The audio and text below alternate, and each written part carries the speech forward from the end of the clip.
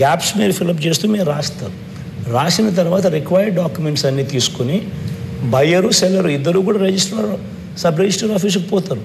పోయి అక్కడ మీరు అంతా చేయాల్సిన ఫార్మాలిటీస్ అన్నీ కూడా కంప్లీట్ చేస్తారు.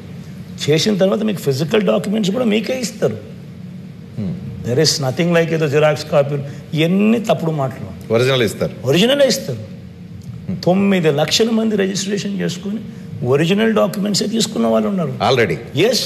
మరి కాంట్రవర్సీ ఫ్రెష్గా వస్తుంది. కాంట్రవర్సీ వీళ్ళు చేయాలని. ఎందుకనంటే చంద్రబాబు నాయుడు అనే వ్యక్తి ఏ స్థాయికి దిగజారిపోయాడనంటే అబద్ధాలను ప్రొపగేట్ చేయడం, ఏదో జరిగిపోతూ ఉంది అని ఏదో జరిగిపోతూ ఉందన్న ఒక కల్పన ఇవ్వడం, కేవలం రాజకీయాల కోసం ఇంత దిగజారిపోవడం అన్నది చాలా చాలా చాలా అన్యాయమైన విషయం, దారుణమైన విషయం. అంటే ఒక పేదవాడు ఆంధ్రప్రదేశ్లో